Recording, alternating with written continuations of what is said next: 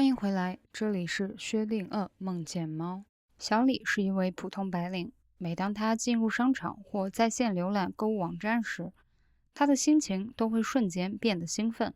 随着他的视线不断落在一个又一个华丽的橱窗和精美的海报上，他感受到一种强烈的吸引力。当他拿起一件心仪的物品，感受到它的质地、重量和触感时，他仿佛与这件物品建立了一种特殊的联系。他能够想象这件物品是如何融入他的生活，让他变得更加时尚、自信、快乐。那些鲜艳的色彩、时尚的设计和令人着迷的细节，令他心跳开始加速，血液仿佛流动得更快，一股股狂热的冲动涌上心头。他开始不知不觉地陷入了购物的漩涡。每当他购买一件物品时，他感受到一种强烈的满足感和成就感。这种满足感如同一股电流穿过他的身体，带给他愉悦的信号。他感受到似乎大脑中的奖赏系统被激活了。他开始觉得多奖励自己一件礼物也未尝不可。毕竟刚买了新手机，不买几个酷炫的手机壳，都对不起买手机的钱吧。新买的衣服、衣柜里的鞋子都不好搭，得再买双新的潮鞋。刚换了键盘，又觉得鼠标太 low，有点配不上，于是马上打开手机下单。随着购买的频率和数量的增加，小李逐渐失去了对自己的控制。他开始购买一些他实际上并不需要的物品，甚至购买了一些过度奢侈的物品，远远超出了他的经济承受能力。每次购物后，他都会感到一时的满足和愉悦，但很快又会陷入对下一个购买的渴望中。小李的这种情况是不是听起来有点熟悉？不管是我们自己还是身边的人，多多少少都有过类似的体验。挣钱的速度远远赶不上花钱的速度，而刚花了钱，又开始向往下一次花钱。其实你可能也并不想这样，你有点耻于当月光族，你羡慕那些能做到理性消费的朋友，你看着自己一堆堆买了不久就不怎么喜欢的东西，于是决定开始省钱。你开始控制自己的消费欲望，卸载网购软件，减少外食频率。一个月过去了，你觉得自己斋戒了这么久，太不容易了，于是觉得小小的奖励自己一下，然后就是历史又悲剧的重演了。如果你觉得自己被以上情况困扰，那就继续看下去吧。首先，正视自己的问题，你可能购物成瘾了。成瘾指个体强烈的或不可自制的反复渴求滥用某种物质或进行某种活动，尽管知道这样做会给自己带来各种不良后果，但仍然无法控制。成瘾有两种类型，一种是药物成瘾，包括过度滥用处方药物、毒品、烟、酒等；另一种是行为成瘾，包括沉迷于购物、网络游戏、赌博、玩手机等。一想到上瘾，你可能会觉得很负面，很难接受。毕竟上瘾常常与自制力差、控制力不足等问题连接在一起。然而，需要明确的是，上瘾并不完全等同于自制力差。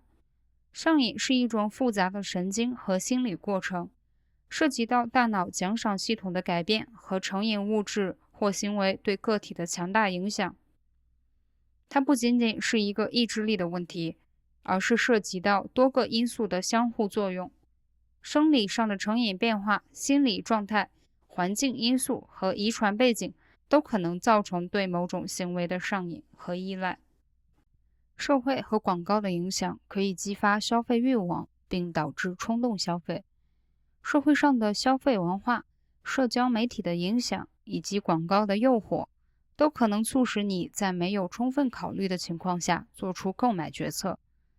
虽然你可能做好了不买的打算，但经不起各种营销策略软硬兼施，很快你就举手投降。营销行业经过多年的发展和研究，掌握了一系列的心理激励技巧，目的就是唤起我们的购买欲望，并促使我们做出冲动消费的决策。为了追求社会的认知和他人的羡慕，你可能会试图通过购买昂贵的物品来满足这种需求。五花八门的营销策略让你相信，拥有特定的品牌或物品会赋予你特殊的地位和认同感。花钱常常可以提供给你新的体验，带给你乐趣和刺激。例如，听一场音乐会、参加社交活动、去从没去过的地方旅行等等。每天2点一线的生活让你毫无斗志，冗长无聊的会议让你的思绪总能飘到九霄云外。你渴望新体验和冒险，你购买新款的时尚潮服，打卡新开的小资美食，开箱前沿的科技产品。花钱带给你的新奇感和刺激感，掩盖了你对工作的疲倦和对无聊生活的不满。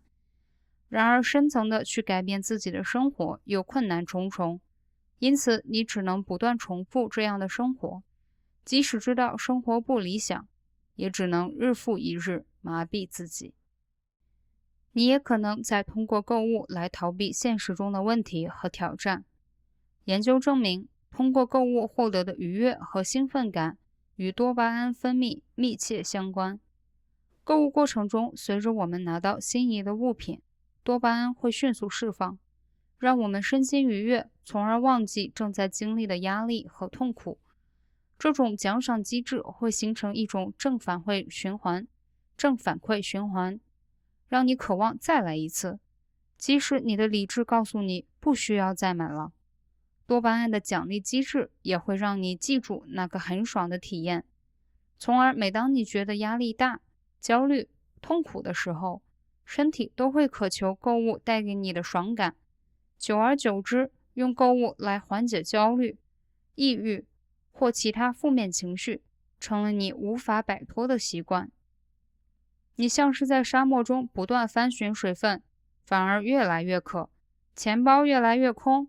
压力和负面情绪在短暂的缓解之后，又再次让你无所适从。你的情绪容易受到外界影响，经常感到焦虑、沮丧、无助或是愤怒。你对自己的外表并不自信，经常自责或自嘲。你渴望他人的赞扬和认可，依赖他人的评价来维持自己的自尊心和情绪稳定。你总是忍不住将自己和他人比较，你渴望受到更多的关注和异性爱慕的目光。你觉得通过花钱可以武装自己，可以打造自己高富帅或是白富美的人设。你沉溺于消费带给你的自信和短暂的快乐。你甚至可能会将自己内心的自卑不安转化为对一件新物品的渴望。将购物行为作为应对机制来转移注意力和寻求情感安慰。上瘾的表现可能是在提醒我们关心自己的身体健康和情感需求。与其不假思索地寻求外物短暂的刺激，不如深吸一口气，静下心来，与自己建立联系。在这个忙碌和竞争激烈的世界中，我们常常忽略了自己的身体健康和情感需求。我们过度追求外界的认可和物质的满足，却忽视了自己内在的声音。上瘾在某种程度上是一种警示，提醒我们需要回归内心，关注自己的身体和情感健康。长期脑力劳动的你，可以试着放空大脑，倾听自己的身体。通过冥想，你可以让思绪平静下来，专注于当下的感受和身体的感觉，培养自己对内在体验的觉察和关注。在忙碌的工作日程中，你也可以给自己安排一些专门用于休息和放松的时间。简单的身体拉伸，阅读一篇小短文，听一首久违的歌，去室外散步10分钟，呼吸新鲜的空气，感受大自然的力量。这些小小的细节可以有效释放身体的紧张和焦虑，从而帮助你建立与自己的联系，成为自己身体的主人。此外，良好的休息和睡眠对放空大脑和恢复身体至关重要。一项发表于《自然》杂志的研究指出，充足的睡眠可以大大提高人的逻辑思考和决策能力。确保你有足够的睡眠时间，并创造一个舒适和宁静的睡眠环境。别半夜不睡觉，两眼迷糊的时候看自己的购物车。等自己白天思考能力强的时候再做决定，可能是更明智的选择。保持规律的作息时间、均衡的饮食、适当的运动和充足的睡眠，这些习惯会让你更容易维持身心的平衡，减轻焦虑和压力，降低对不健康应对方式的依赖。你也可以试着培养良好的社交支持网络，与亲朋好友建立亲密的关系，寻求他们的支持和理解，分享自己的感受和困扰。与他人交流可以减轻内心的压力，提供情感上的支持，降低上瘾行为的风险。最后，如果你感到自己已经无法控制或停止某种行为，并且这种行为对你的生活造成了严重的负面影响，那么你就要考虑寻求专业的心理健康支持和咨询。心理治疗甚至药物治疗并没有你想象的那么可怕。如今很多用于心理健康的药物都已经更加个体化和精确化，副作用也相对较少，且已被证明是帮助人们恢复心理健康和改善生活质量的有力工具。在这个纷繁喧嚣的世界里，我们常常借助物欲试图麻痹自己，暂时的逃避内心的不如意、焦虑、恐惧和空虚。我们追逐着物质的光芒，追求外在的表象和满足。然而，当你不再寻求外界虚幻和短暂的安慰，而是选择与自己对话，抚慰自己内心的恐惧和不安，勇敢地探索自己内心的渴望和需要，你才会获得真正心灵上的满足，并且真正成为自己的主人。薛定谔梦见猫，好奇心连接你我。感谢您的关注和支持，我们下期再见。